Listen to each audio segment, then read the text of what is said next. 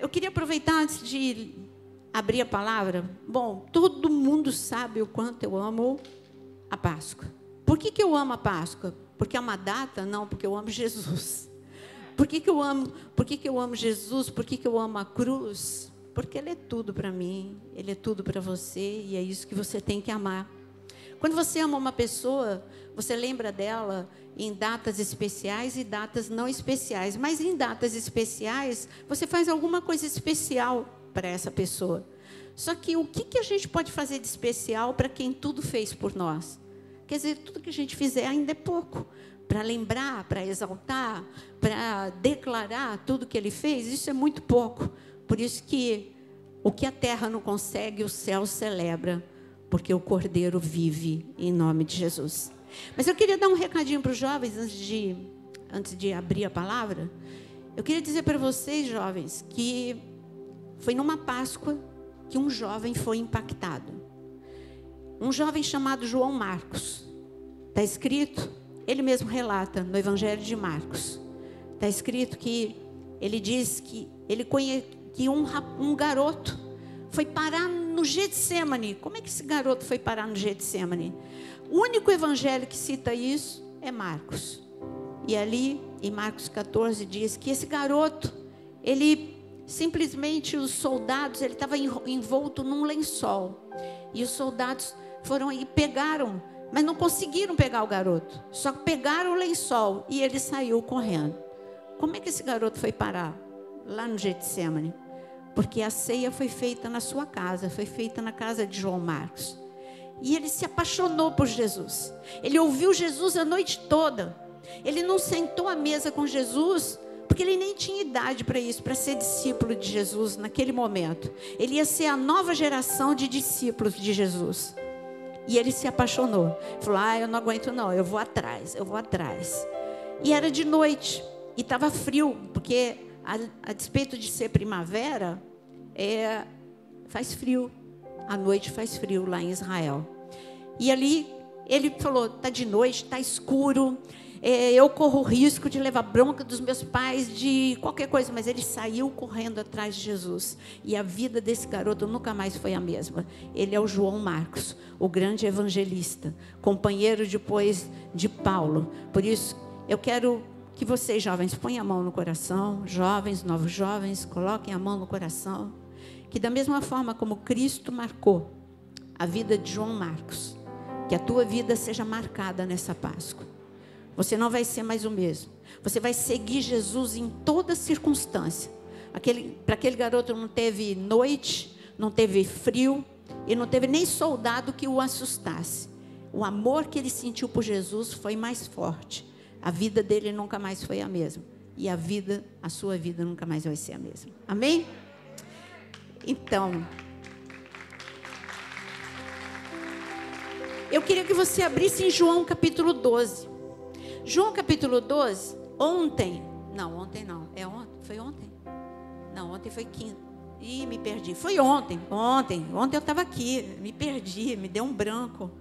Então, ontem nós estávamos no Getsemane. Hoje nós estamos saindo do Getsemane. Nós estamos rumo à cruz.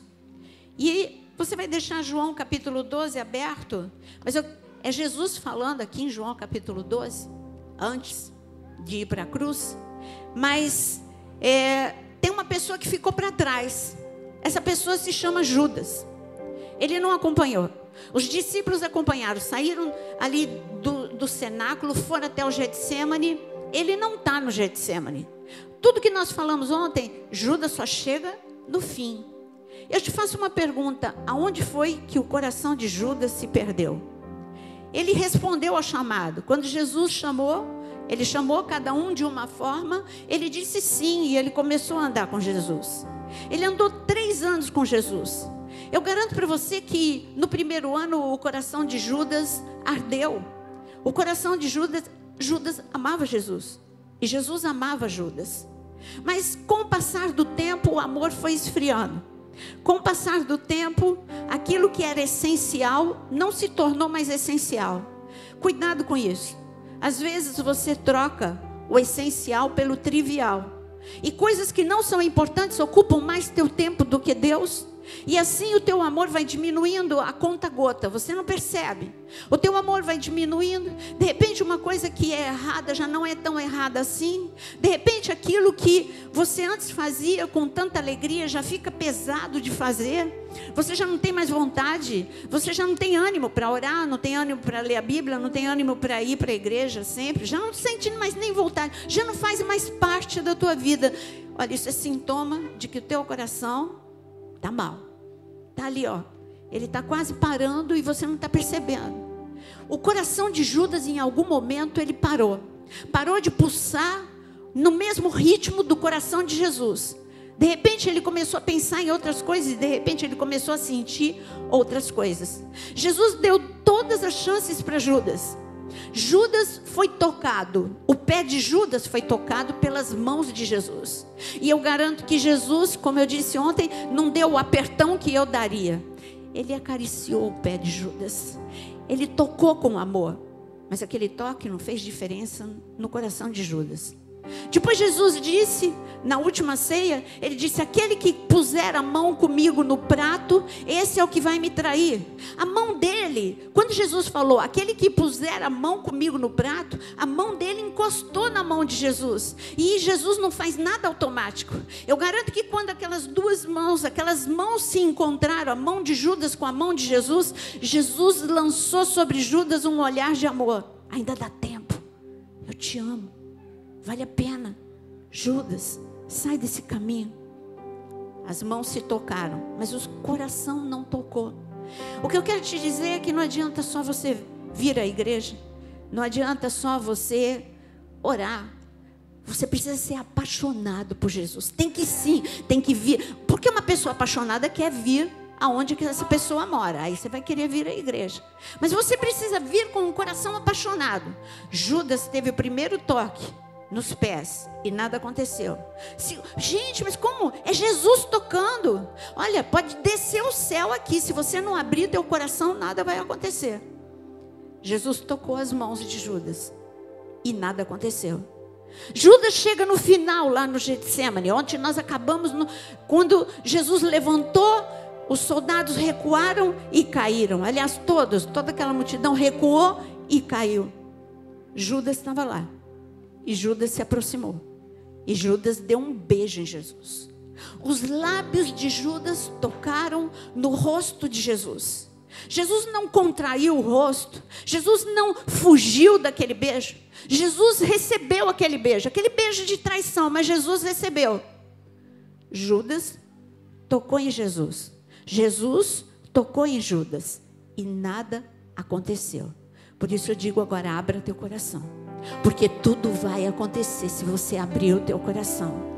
Você precisa agora. Por isso caia por terra todo e qualquer tipo de resistência na tua mente. Você não pode ouvir a palavra que eu estou liberando, porque não é minha palavra. Eu estou falando a palavra de Deus. Você não pode ouvir como um culto a mais. Você não pode ouvir, que bom, é uma palavra diferente. Essa eu ainda não ouvi. Gente, você pode ser a mesma palavra. O discurso, a palavra, o sermão de João Batista era sempre o mesmo. Arrependei-vos, arrependei-vos, porque está próximo o reino dos céus. Ele não se preocupava em preparar palavras diferentes. E as pessoas eram impactadas pela unção daquela palavra. Por isso, eu quero te dizer que você seja impactado pela unção de Jesus. Porque Jesus é a palavra, que a palavra penetre, que a palavra mexa, que a palavra quebre, que a palavra transforme, que a palavra incendeie o teu coração. Você não pode sair dessa Páscoa do jeito que você entrou. Você tem que sair dessa Páscoa mais amadurecido, mais fortalecido, mais avivado, mais apaixonado por Cristo. Quem é apaixonado não tem medo do ridículo. Gente, eu tenho vergonha de umas coisas ridículas assim. Desculpa, assim, quem gosta disso, mas você quer me matar de vergonha? É aqueles carros de som, com aquelas mensagens. Gente, não faz isso nunca para mim, né? Eu morro de vergonha. Mas assim, eu fico assim, se um dia fizerem para mim, Senhor, me ajuda para que eu não estrague, porque uma pessoa que te ama, seja uma ovelha, seja qualquer pessoa que te ama, ela faz coisas extravagantes. E eu digo, você tem que ser extravagante para Jesus. Já ouviu falar de amor extravagante? Seja extravagante, ame Jesus diferente. Então você tem coragem de falar bem alto: Jesus, eu te amo. Você tem medo do ridículo? Para Jesus eu não tenho. Eu tenho vergonha de tudo, tenho problema com um monte de coisa, mas para Jesus eu não tenho problema. Eu grito, eu danço. Você sabia que eu danço? Eu não danço aqui, mas lá, no meu particular, para Ele eu faço qualquer coisa. Sabe por quê? Porque eu sou apaixonada por Jesus. Jesus deixou um recado aqui para a gente em João capítulo 12. Em João capítulo 12 ele diz o seguinte, no versículo 32. Em João 12, no versículo 32, ele diz, ele está conversando. Daqui a pouquinho a gente vai parar lá na cruz. E ele disse assim no versículo, antes dele ir para a cruz, ele falou sobre a cruz. Quando eu for levantado da terra, atrairei todos a mim. Fala comigo.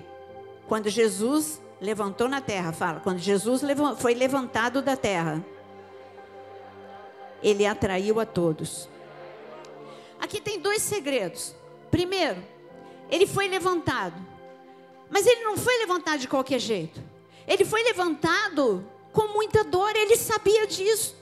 Não havia glamour em nada daquilo. Ser levantado, quando você pensa em ser levantado, você pensa num palco, você pensa numa promoção. Não, ele está falando, olha, eu vou ser levantado da pior forma possível.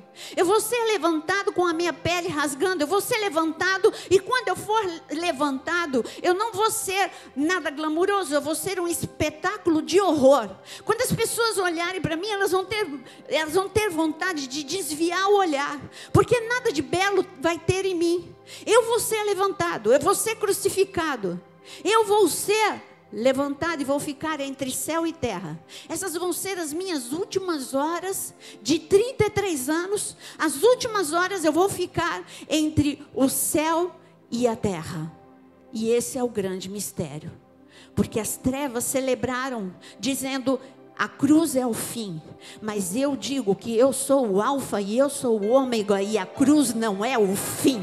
Não é o diabo que diz quando é o fim, sou eu que digo quando é o fim. E o fim não é a cruz, o fim é a ressurreição.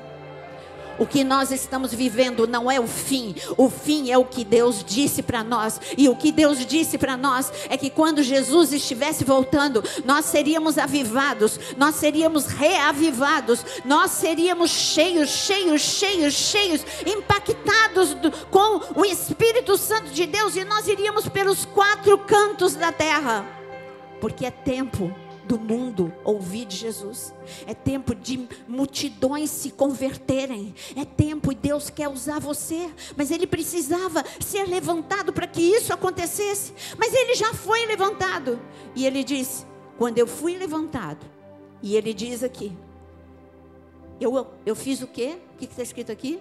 A segunda parte, eu fui levantado, e quando eu for levantado, eu vou o quê? Atrair a muitos. Me diz uma coisa, uma pessoa, ela é atraída pelo quê? Os olhos de uma mulher são atraídos por coisas bonitas. Os olhos de um homem também. Eu estou falando de tudo.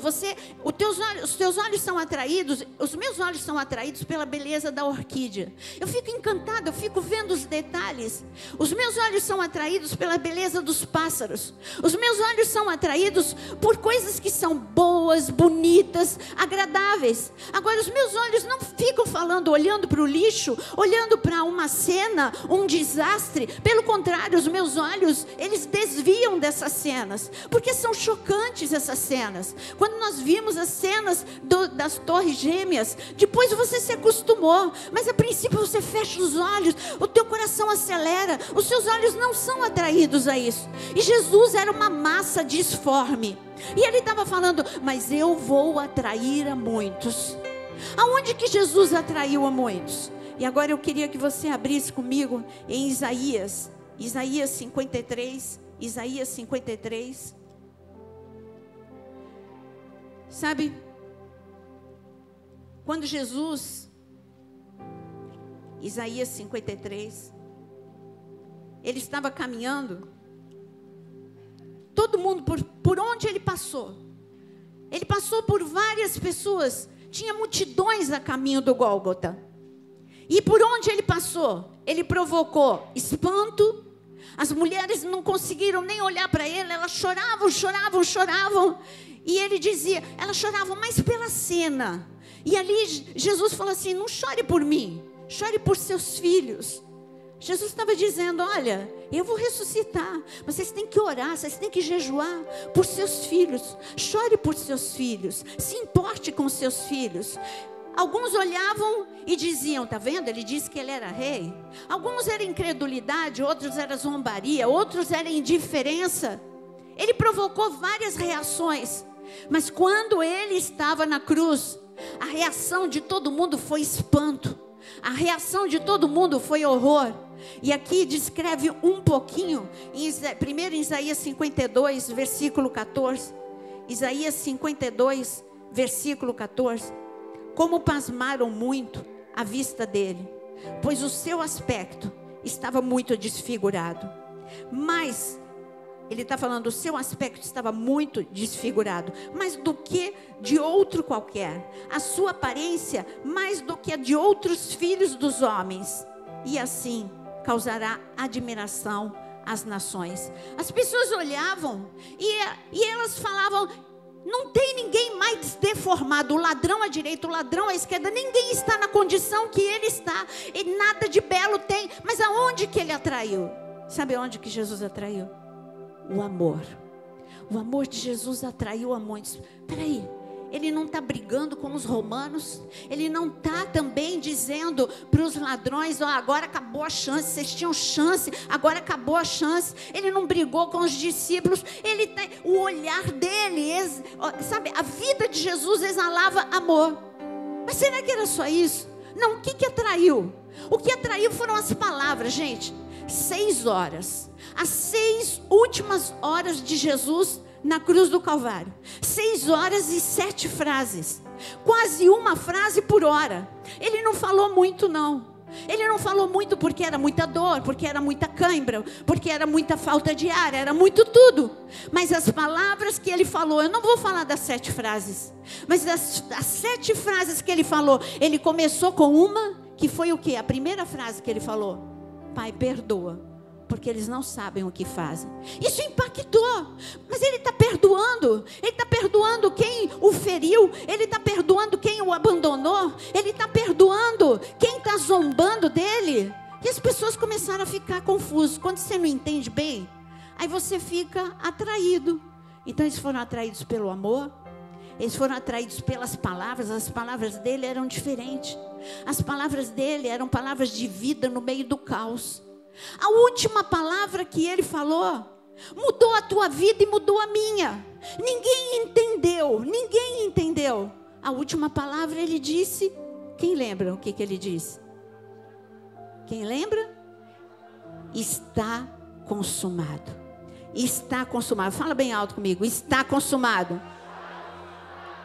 A primeira palavra, aí ninguém entende. Gente, o que ele diz? Está consumado. Uma dívida de 6.000 anos estava sendo paga. Uma guerra de 6.000 anos ia ser ganha naquele momento. Ele iria para as profundezas das terras. Ninguém estava entendendo. Está consumado. Agora eu digo que essa palavra ecoa até agora. E ele está dizendo para a tua vida: está consumado. A minha vontade sobre a tua vida está consumada. Só falta você viver. O meu amor sobre a tua vida está consumado. Agora, eu estou falando da visão que as pessoas tinham de Jesus. A visão que as pessoas tinham de Jesus era um espetáculo de horror. Eu acho que aqui já vira aquela música que nós cantamos. Aquelas pessoas começaram a ser impactadas. Já não era mais um espetáculo de horror. Era sim um palco do amor. Eu imagino aquela cena, os anjos, sabe, ao pé da cruz. Se você me perguntar quem que estava ao pé da cruz, eu posso falar um monte de pessoas, mas eu quero falar de uma multidão que você não enxergou. Eu não enxerguei, você não enxergou, e quem estava lá também, testemunha ocular, não enxergou. Tinha 70 72 mil anjos. Como é que eu dou esse número exato? Que heresia! Eu estou falando de 72 mil anjos. Quando Pedro, ele corta a orelha de Malco, Jesus libera uma palavra. Jesus não falou por falar. Ali tinha uma multidão de anjos querendo uma palavra do Pai. Pai, deixa a gente ajudar Jesus. Deixa, Senhor, nós queremos ajudar. Olha, a gente vai acabar com esses soldados, a gente acaba com Judas, a gente acaba com todo mundo. Basta uma palavra tua, Senhor. Deixa a gente. E Jesus disse: Pedro, você acha que se eu não quisesse, eu não chamaria 12 legiões de anjos e o Pai não me daria? Se eu pedisse, o Pai me daria 12 legiões de anjos. Então aonde que eu cheguei nesse número? Porque uma legião tem 6 mil homens. Ele está falando de uma linguagem de guerra. Os anjos estavam posicionados. Deixa a gente fazer, deixa a gente pisar nessa cabeça dessa serpente. Nós estamos vendo Satanás ali do lado. Deixa a gente. E o Pai diz: não deixo. E Jesus: não quero ajuda, sou eu com o meu braço, sou eu que vou fazer tudo por eles. Mas no momento que eu fizer, eu vou liberar esse exército, não só de 72 mil anjos, mas de milhares, para você. Na hora que você pedir, anjos vêm. Mas quando Jesus negou essa ajuda, mas Ele liberou para você. E eu digo para você que nessa noite, nós temos anjos aqui dançando, nós temos anjos cercando esse lugar, porque eles celebram a vitória da cruz, eles celebram o que a gente não celebra. Eles dançam, eles cantam, eles se ajoelham, eles se prostram e eles dizem: Santo, Santo, Santo é o Cordeiro, aquele que era, aquele que é e aquele que há de vir. Ao pé da cruz tinha muita gente, mas eu faço uma pergunta para você: e Jesus? Jesus tinha uma visão. A cruz, ela não é aquela cruz, é uma visão não tão como um filme, como os filmes mais romantizados mostram. Ela não era tão alta assim, ela era uma cruz, mas Jesus estava mais alto do que todas as pessoas. Jesus estava olhando. E o que Jesus viu de lá da cruz? Olhando um pouquinho mais perto, Jesus viu abandono. Olhando um pouquinho mais perto, Jesus viu perdas. Se ele ficasse fixado em tudo que estava ao redor dele, ele não ia conseguir vencer a cruz. Que perda! O pouco que ele tinha, a roupa já tinha sido rasgada faz tempo, e ele foi nu para a cruz. Agora, aquele manto, estavam dividindo ali ao pé da cruz, está escrito. Então quer dizer, perda material, perda de amigo, ele está escrito também no Salmo 69, ele procurou por consoladores e não achou consoladores. Jesus estava vendo a ausência de quem ele mais precisava. Jesus estava vendo pessoas tão indiferentes que ele pediu água. Gente, ele disse: eu tenho sede. Se eu estou lá, se você está lá, o que é que a gente faz? Jesus pediu água. Você vai pegar a jarra de água, a mais gostosa, a mais geladinha. Você vai e fala: Senhor, eu te dou toda a água que o Senhor quiser. Quer o que mais, Senhor? E cadê? Ninguém. Só soldado levando fel, levando, sabe, tudo que não prestava para ele. Ninguém, nem João teve a atitude de pegar água. Ninguém pegou água para ele. Mas ele estava falando: sabe uma coisa? Eu não precisava de água, porque de mim saem rios de águas vivas. E eu dou, e eu sacio a tua sede. Ninguém saciou a minha sede, mas eu sacio a tua sede. Jesus olhou, e ele olhou, e o olhar dele cruzou com um homem, o centurião. Como eu sei que o olhar de Jesus cruzou? Porque quando Jesus, isso está registrado, quando o olhar de Jesus, ele cruzou com o olhar de Pedro, Pedro mudou na hora. O olhar de Jesus, o olhar de amor, o olhar de perdão, mudou Pedro. Aquele centurião, aquele homem que era responsável por 600 soldados cruéis, um homem forte, um homem orgulhoso, estava ao pé da cruz. E aquele homem tinha participado de forma indiferente. Ele foi indiferente. Quando chicotearam Jesus, era uma pessoa a mais que o Império Romano estava chicoteando. Quando esbofetearam Jesus, quando deram soco, quando puseram a cruz, ele estava lá, ele viu, os soldados eram dele. Ele que era responsável por aqueles soldados cruéis, torturadores. Ele era o Hitler da época. Ele era insensível. Ele viu tudo de forma, ele viu as mãos e os pés de Jesus serem perfurados. Ele viu tudo. Ele viu o sangue escorrendo, indiferente. Mas teve algum momento que essa indiferença foi caindo por terra. Aí você fala, que homem!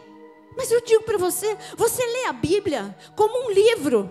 Se você parar de ler a Bíblia como um livro, porque se você lê a Bíblia como um livro qualquer, eu digo para você que você tem a mesma indiferença do centurião, porque Jesus é a palavra. Você tem que ler a Bíblia, o teu coração tem que saltar, o teu coração tem que sair pela boca. Jesus, eu te amo. Jesus, eu não acredito que o Senhor fez isso por mim. Páscoa, você tem que parar a tua vida. Sabe que as pessoas, aquele ano era um ano diferente, era um cumprimento profético, mas as pessoas estavam distraídas com cerimônia. Eu tenho que comprar o cordeiro, eu tenho que fazer a mesa, eu tenho que fazer aquilo, eu tenho que fazer aquilo outro. Aí quando chega a Páscoa, eu tenho que viajar, eu tenho que passear, eu tenho que fazer uma comida, eu tenho que comprar chocolate, eu tenho que fazer isso, eu tenho que reunir o pouco que eu posso reunir agora na pandemia da minha família. A tua atenção está dividida por tudo quanto é lado. E Jesus, ei, e eu sou o motivo da Páscoa. Para a tua vida e celebra a minha vida, porque você só está vivo porque eu derramei a minha vida por amor a você.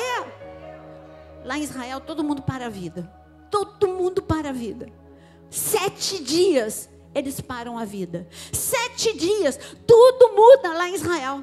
Eu nem gosto de levar caravana de brasileiros para Israel na Páscoa, só por um motivo, porque nos hotéis, eles levam tão a sério, que nos hotéis, quem já foi comigo na Páscoa sabe disso, é uma reclamação de brasileiro que o meu ouvido fica cansado, porque na hora que você vai tomar café da manhã, só tem não tem aqui hoje, a matzá, que é um biscoito sem graça, sem sal, fininho, não tem pão, não tem geleia, não tem nada, e aí tudo frio, porque eles levam a sério, eles não fazem nada, eles param a vida. É Páscoa, parou, ninguém vai cozinhar, é o que tem vocês comem.